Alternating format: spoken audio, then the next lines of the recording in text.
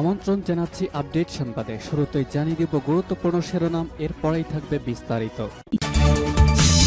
শুরুতেই জানাবো সুখবর, ইসরায়েলি সেনাবাহিনীর স্বীকারোক্তি, অবশেষে গাজা যুদ্ধে ইসরায়েলি সেনা নিহতের সংখ্যা বেড়ে দাঁড়ালো 500। এদিকে দখলদারীদের বিরুদ্ধে লড়াই ক্ষেপণাস্ত্রের চেয়ে হামাসের সংকল্পটাই বড়, জানালো হামাস। আরও জানাবো জাবালিয়ায় ফের ইসরায়েলি বোমাবর্ষণ, নিহত 13, আহত 75। গাজা, ইসরায়েল ও মার্কিন নৃশংসতায় গোটা বিশ্ব ক্ষুব্ধ, বলছে ইরান। এদিকে গাজা নিয়ে জাতিসংঘের ভোট আবারও স্থগিত। এবং সর্বশেষ জানাবো রাশিয়ার প্রেসিডেন্ট ভ্লাদিমির পুতিনের মন্তব্য, ইউক্রেন যুদ্ধ পশ্চিমা অস্ত্রের গোপন সত্য প্রকাশ করে দিয়েছে। শুনছিলেন সংবাদ শিরোনাম, এখন বিস্তারিত। তার আগে অনুরোধ থাকবে ভিডিওতে একটি লাইক দিন এবং কমেন্টস করে জানিয়ে দিন কোন জেলা থেকে বা কোথা থেকে আমাদের সঙ্গে যুক্ত রয়েছেন। ইসরায়েলি সেনাবাহিনীর ঘোষণা, গাজা যুদ্ধে ইসরায়েলি সেনা নিহতের সংখ্যা বেড়ে 500। আরও 5 সেনার মৃত্যুর সত্যতা নিশ্চিত করেছে ইসরায়েলি সেনা কর্তৃপক্ষ। এ নিয়ে ইসরায়েলি সেনাবাহিনীর ঘোষণা অনুযায়ী গাজা যুদ্ধে তাদের নিহত সেনার সংখ্যা বেড়ে 500-তে দাঁড়িয়েছে। ফার্স বার্তা সংস্থা আরও জানিয়েছে, ইসরায়েলি সেনাবাহিনী আজ একটি বিবৃতি দিয়েছে। ওই বিবৃতিতে বলা হয়েছে, গাজা যুদ্ধের সূচনা থেকে পর্যন্ত তাদের 495 সেনা নিহত হয়েছে। সেই সঙ্গে গাজায় স্থলযুদ্ধে ফিলিস্তিনি যোদ্ধাদের হাতে তাদের আরও 127 সেনা নিহত হয়েছে। ইসরায়েলি সেনা মুখপাত্র গত রাতে স্বীকার করেছেন, তাদের সেনারা গাজা যুদ্ধের চরম ক্লান্তিতে ভুগছে এবং তাদের কেউ কেউ 1.5 মাস ধরে যুদ্ধক্ষেত্রে রয়েছে। আবার বলা হয়েছে, তাদের কেউ কেউ এর থেকে বেশিও যুদ্ধক্ষেত্রে রয়েছে। হিব্রু ভাষার ইসরায়েলি দৈনিক মাআরিব একটি প্রতিবেদন প্রকাশ করেছে। ওই প্রতিবেদনে লেখা হয়েছে, 78 দিন ধরে যুদ্ধের পরে হামাসের পরাজয়ের কোনো লক্ষণই দেখা যায়নি। পরিস্থিতিকে দেখে মনে হচ্ছে হামাসের বিরুদ্ধে যুদ্ধ দীর্ঘ সময় ধরে চলবে। অপরদিকে ইসরায়েলের অভ্যন্তরে ইহুদিবাদী প্রধানমন্ত্রী বেঞ্জামিন নেতানিয়াহু এবং সেনাবাহিনীর বিরুদ্ধে সমালোচনার মাত্রা তীব্রতর হয়েছে, সূত্র জানাচ্ছে ফার্স টুডে। দখলদারিত্বের বিরুদ্ধে লড়াই ক্ষেপণাস্ত্রের চেয়ে হামাসের সংকল্পটাই বড়, বলছে হামাস। ফিলিস্তিনি ইসলামী প্রতিরোধ আন্দোলন হামাসের পলিট ব্যুরোর উপপ্রধান সালেহ আল আরুরি বলেছেন, দখলদার ইসরায়েলি বাহিনীর বিরুদ্ধে লড়াইয়ের ক্ষেত্রে হামাস যোদ্ধারা ক্ষেপণাস্ত্র শক্তির চেয়ে নিজেদের মনোবল ও সংকল্পের ওপর আস্থা রাখে বেশি। গতকাল ইরানের ইংরেজি ভাষার স্যাটেলাইট টেলিভিশন চ্যানেল প্রেস টিভির ফেস টু ফেস অনুষ্ঠানে এসব কথা বলেছেন তিনি। গত 7 অক্টোবর হামাস যোদ্ধারা কি কারণে ইসরায়েলের ভেতরে দুঃসাহসিক অভিযান চালিয়েছে তার কারণও সালেহ আল আরুরি এই অনুষ্ঠানে তুলে ধরেছেন। তিনি বলেছেন, সবচেয়ে বড় কারণ হলো হামাস যোদ্ধারা এমন একটি জনগোষ্ঠীর অধিকার প্রতিষ্ঠার জন্য লড়াই করছে যা ন্যায্য এবং এর জন্য এই জনগোষ্ঠী আত্মত্যাগ করতে প্রস্তুত রয়েছে। তিনি বলেন, হামাসের হাতে যে সমস্ত ক্ষেপণাস্ত্র ও টানেল সিস্টেম রয়েছে তার চেয়ে অনেক বড় বেশি শক্তি হচ্ছে এই দৃঢ় মনোবল। যখন আমাদের ইচ্ছা এবং প্রতিজ্ঞা রয়েছে তখন কোনো কিছু আমাদেরকে পরাজিত করতে পারবে না, ইনশাল্লাহ।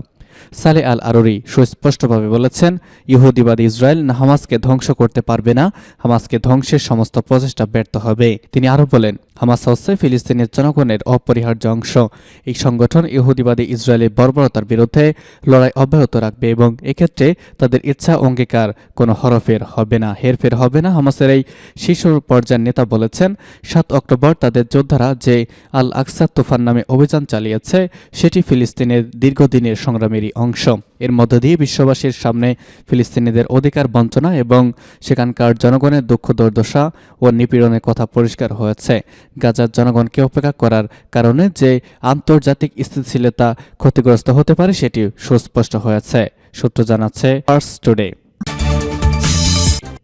জাবালিয়ায় ফের ইসরায়েলি বোমাবর্ষণ, নিহত 13। ফিলিস্তিনি সশস্ত্র গোষ্ঠী হামাস নিয়ন্ত্রিত গাজার উত্তরাঞ্চলে জাবালিয়া শরণার্থী শিবিরে হামলা চালিয়েছে ইসরায়েলি বাহিনী। গাজা হামাসের স্বাস্থ্য মন্ত্রণালয় জানিয়েছে অন্তত 13 জন ফিলিস্তিনি নিহত হয়েছেন, আহত হয়েছেন 75 জন। আজ বিবিসির লাইভ প্রতিবেদনে এই তথ্য জানানো হয়েছে।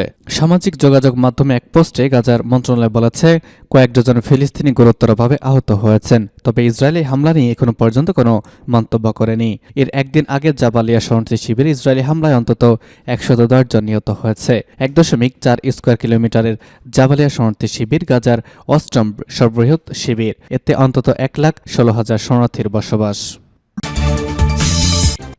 গাজা, ইসরায়েল ও মার্কিন নৃশংসতায় গোটা বিশ্ব ক্ষুব্ধ, বলছে ইরান। ইসলামী প্রজাতন্ত্র ইরানের প্রেসিডেন্ট সাইয়েদ ইব্রাহিম রাইসি বলেছেন, ফিলিস্তিনের অবরুদ্ধ গাজা উপত্যকায় ইহুদিবাদী ইসরায়েল এবং আমেরিকা যে নৃশংস বর্বরতা চালাচ্ছে তাতে গোটা বিশ্বের মানুষ ক্ষুব্ধ হয়ে উঠেছে। গতকাল তুর্কমেনিস্তানের প্রেসিডেন্ট সর্দার বাবরি মোহাম্মদ দেভের সঙ্গে এক টেলিফোন আলাপে কথা বলেছেন প্রেসিডেন্ট রাইসি। মার্কিন সরকারের পরোক্ষ প্রত্যক্ষ সহযোগিতায় দখলদার ইসরায়েল গাজার নিপীড়িত জনগণের যে ব্যাপক মাত্রায় ক্ষতি করেছে তার কঠোর নিন্দা করেছেন ইরানের প্রধান নির্বাহী। তিনি বলেছেন, ইহুদিবাদীদের বর্বরতায় গাজায় মানুষ যে ভয়ঙ্কর দুঃখ কষ্টের মধ্যে পড়েছে তাতে শুধুমাত্র মুসলিম বিশ্ব নয় বরং সারা বিশ্বের মানুষ খুব বিক্ষুব্ধ হয়ে উঠেছে। প্রেসিডেন্ট রাইসি বলেন, গাজার নিপীড়িত জনগণের সাহায্যের জন্য সব ধরনের উপায় উপকরণ এবং সক্ষমতাকে ব্যবহার করা উচিত। গাজায় যখন ইহুদিবাদী ইসরায়েলের গণহত্যা ও নারকীয় তাণ্ডবে প্রায় 20,000 মানুষ শহীদ হয়েছেন তখন প্রেসিডেন্ট রাইসি এসব কথা বললেন। প্রেসিডেন্ট তার বক্তব্যে অন্য অংশে ইরান ও তুর্কমেনিস্তানের সম্পর্ক বিশেষ করে বাণিজ্যিক ক্ষেত্রে উল্লেখযোগ্য বৃদ্ধি নিয়ে সন্তোষ প্রকাশ করেছেন। এই দুটির যৌথ অর্থনৈতিক কমিশনের সর্বশেষ বৈঠকে জ্বালানি, পরিবহন এবং ট্রানজিটের ক্ষেত্রে যেসব গুরুত্বপূর্ণ চুক্তি হয়েছে তা বাস্তবায়নের প্রয়োজনীয়তার উপর জোর দিয়েছেন তিনি। ফোনালাপে তুর্কমেনিস্তানের প্রেসিডেন্ট রাজনৈতিক, অর্থনৈতিক এবং সাংস্কৃতিক ক্ষেত্রে দুই দেশের সম্পর্কের ক্রমবর্ধমান প্রবণতা নিয়ে সন্তোষ প্রকাশ করেছেন, সূত্র জানাচ্ছে পার্স টুডে।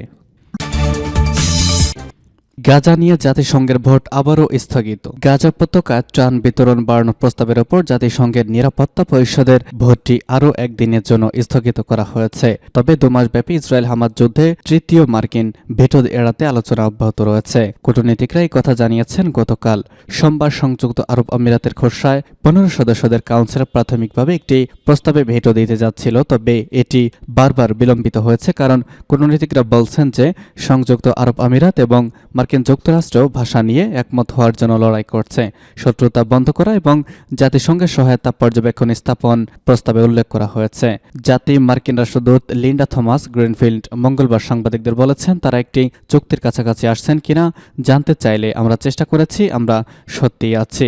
জাতিসংঘের মার্কিন রাষ্ট্রদূত লিন্ডা থমাস গ্রিনফিল্ডের কাছে মঙ্গলবার সাংবাদিকরা তারা চুক্তির কাছাকাছি আসছেন কিনা জানতে চাইলে তিনি বলেছেন এসব কথা। খসড়া প্রস্তাবটি ইসরায়েল ও হামাসকে গাজা উপত্যকা স্থল, সমুদ্র ও বিমান সহায়তা সরবরাহ অনুমতি এবং সুবিধা দেওয়ার দাবি করবে। একই সঙ্গে জাতিসংঘকে ফিলিস্তিনি ছিটমহলে আগত মানবিক সহায়তা পর্যবেক্ষণ করতে বলবে। কূটনীতিকরা বলছেন যে মার্কিন যুক্তরাষ্ট্রে এমন ভাষা রাখতে চায় না যা নিরাপদ ও নিরবচ্ছিন্ন মানবিক সহায়তা প্রবেশের অনুমতি দিতে এবং শত্রুতার টেকসই বন্ধের দিকে জরুরি পদক্ষেপের জন্য স্থগিত করার আহ্বান জানায়। মার্কিন যুক্তরাষ্ট্র এবং ইসরায়েল যুদ্ধবিরতির বিরোধিতা করে কারণ তারা বিশ্বাস করে এটি শুধুমাত্র হামাসকে উপকৃত করবে।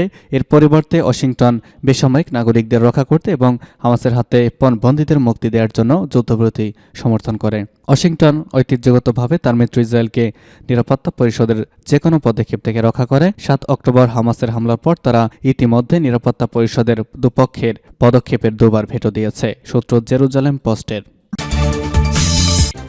এবং সর্বশেষ জানাবো, প্রেসিডেন্ট পুতিনের মন্তব্য, ইউক্রেন যুদ্ধ পশ্চিমা অস্ত্রের গোপন তথ্য প্রকাশ করে দিয়েছে। রাশিয়ার প্রেসিডেন্ট ভ্লাদিমির পুতিন বলেছেন, যুদ্ধক্ষেত্রে ইউক্রেনের সামরিক বাহিনী মারাত্মক রকমের ক্ষতির মুখে পড়েছে এবং বিদেশি সাহায্য সমর্থন নিয়ে তারা যে কথিত পাল্টা অভিযান শুরু করেছিল তাও ব্যর্থ হয়েছে। কিন্তু গতকাল রাজধানী মস্কোয় রাশিয়ার প্রতিরক্ষা মন্ত্রণালয়ের বোর্ড মিটিংয়ে প্রেসিডেন্ট পুতিন এসব কথা বলেন।